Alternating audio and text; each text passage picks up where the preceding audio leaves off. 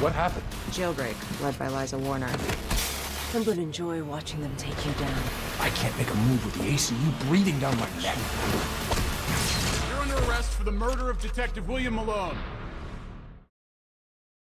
Hey everybody, what's up? So if you guys couldn't tell, tonight's Green Arrow was all about gun control, but it's very in keeping with classic Green Lantern, Green Arrow, Denny O'Neil run, so I'll explain all the Easter eggs, but careful for spoilers if you haven't seen the episode yet. There's also some really cool Suicide Squad Arrow stuff happening later that I'll explain at the end of the video. There are a couple things that the Green Arrow character is really good for. If you go back to the classic Denny O'Neil, Neil Adams run, it's really politically charged. It's mostly all about drugs. This episode was all about gun violence, so I'm sure half of you really loved all the great speeches that Oliver got as Mayor Queen. That was one of the things that the classic Green Arrow did really well. So they're actually being very comic booky with this. And I'm sure there were a bunch of other people that were really upset with the way they treated the gun violence issue. So please try to keep it under control in the comments. But there is a new round of the Flash Ring giveaway. All you have to do to enter is be a subscriber, leave a comment on this video. Be sure to click that bell to enable alerts so you don't miss anything. But overall, really solid episode. So let's do top 10 WTF and comic book Easter eggs. But number 10, just as Thea is coming back to the station, there's an all-out assault. Someone opens fire on the mayor's office. Everybody's okay with the exception of the DA, who gets sent to the hospital with a gunshot wound. Very important things happening in this episode for his character that will be big later this season, but they're kind of spoilery because they're doing a comic book arc for that character. If you didn't know, the DA is a comic book character. He has an alternate persona. It's very big this season on Arrow, so as they reveal things, we'll talk about it. Some people don't like it when I talk about comic book stuff, even if it sort of highlights things that might be happening later. So Thea's back. Wild Dog is now Quentin's full-time assistant. I really loved his character arc in this episode. But number 9, first of many Wild Dog flashbacks. We meet his wife. He had a child, or has a child. So we learn they clawed their way out of the Glades. He's hardcore against drugs in present day and loves his guns. The flashbacks tell the story of why that is and how he comes to that conclusion of why drugs are so bad and why guns save lives. So I feel like the writers did a pretty good job of balancing the issue in the episode. Like you have Mr. Terrific who's arguing with Wild Dog. They're like the two sides of the argument, but there are other people in the episode that are sort of split on it. Number 8 though, gun of a different kind, Felicity's Pandora drive is getting them more useful information faster than they normally would get it. It's crazy useful, but the way they're highlighting it makes it seem really sinister, like something really bad is going to happen. And the whole theme of the episode was in not trampling people's freedoms in order to protect them. Like we don't want to get rid of guns, we want people to be able to have guns, but we also want to protect their lives. So Felicity was basically invading all these people's privacy to get the information on the shooter. So she herself is sort of doing the thing that everyone's getting hung up about in the episode. And that's going to continue to be a big thing this season. Like she's not going to stop doing that anytime soon. But it's crazy useful and it gets the job done.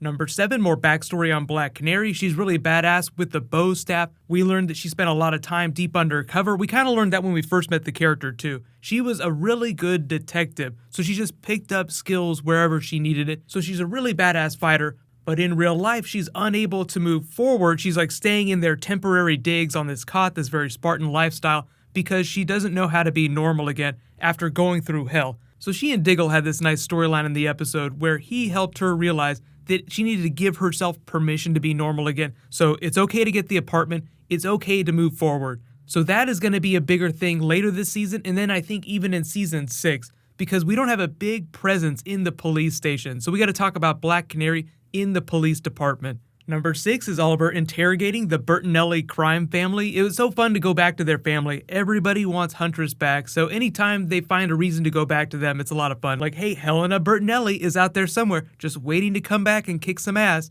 waiting for that Birds of Prey episode to happen. This is where we loop it back around to the Vigilante. Haven't seen him in a while, but this is all about gun violence, and the Vigilante is Mr. Guns. If Wild Dog loves guns, Vigilante wants to marry guns. But there's something really big about his character in the comics. We can't really talk about it yet because it's kind of spoilery, but just follow the district attorney's storyline. His wife, the way they're trying to get rid of gun violence, but also allow people the freedom to carry weapons. It's a double-edged sword, so I'll try to explain later on my WTF list, because just regulating guns doesn't necessarily get rid of gun violence the way they explain in the episode, which is actually fairly accurate. So he meets Force with Force, and it sort of tips the hat for number 5. Mayor Oliver Queen needs to solve the problem, not the Green Arrow. He can't punch his way or shoot an arrow through this problem. Oliver starts questioning everything he's done. This is part of the Prometheus arc. Meeting everyone with Force just perpetuates this cycle of violence. It's a problem that they visited during the Christopher Nolan Batman films.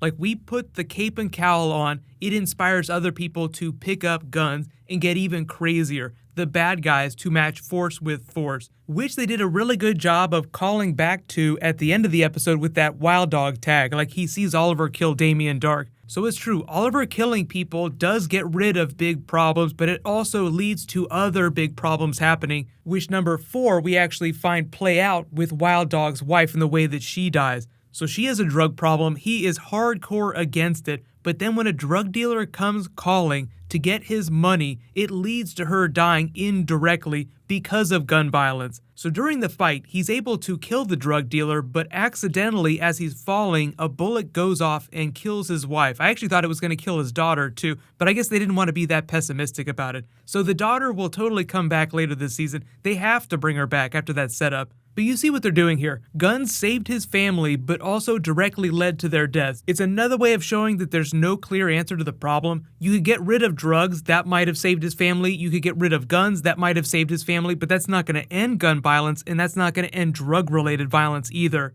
And the thing is, number 3, that the compromise that they reach at the end of the episode is actually a really nice end tag. It just shows you that Wild Dog's guns aren't going anywhere. Oliver is capable of being an effective mayor, which is actually really important. He wasn't so hot at being CEO, but he's actually being a pretty good mayor so far. And then they laid a little bomb that's going to go off later when that councilwoman said, "I'm going to extract a political price from you," which means that Oliver's probably going to have to do something that's going to paint him in a shady light to repay all this debt. The same thing with the Bratva. The Bratva, super shady organization, and he is in their debt now. So when they come calling, it's not going to be good.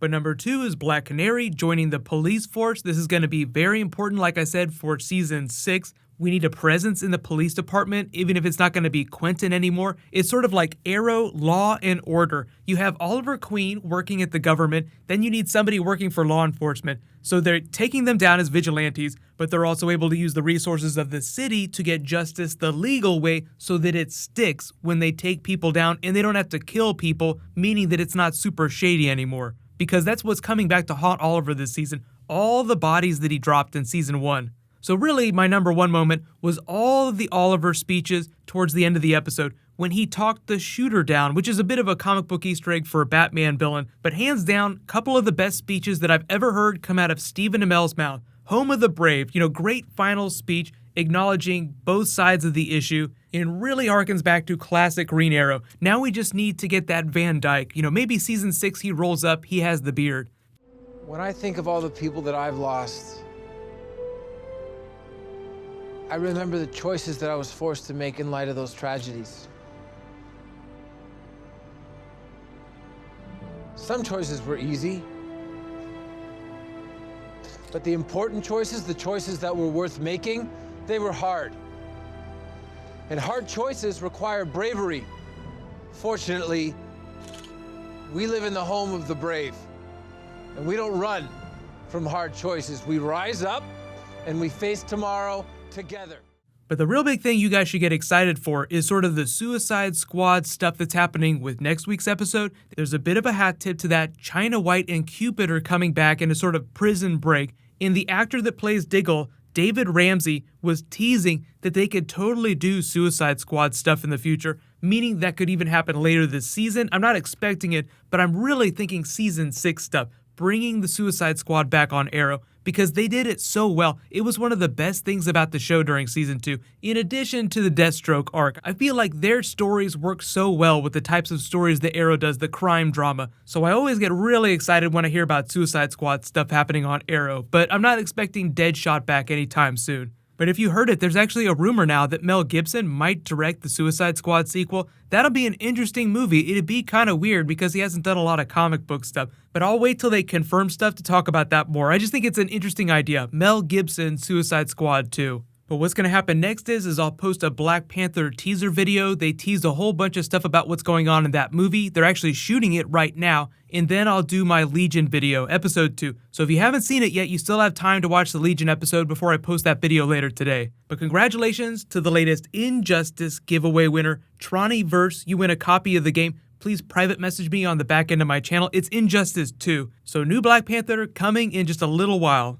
Thank you so much for watching, guys. While you wait for that, you can click here for the Thor Ragnarok teaser. It's badass. And you can click here for another badass WTF X-23 origin scene. I will see you guys in the next video.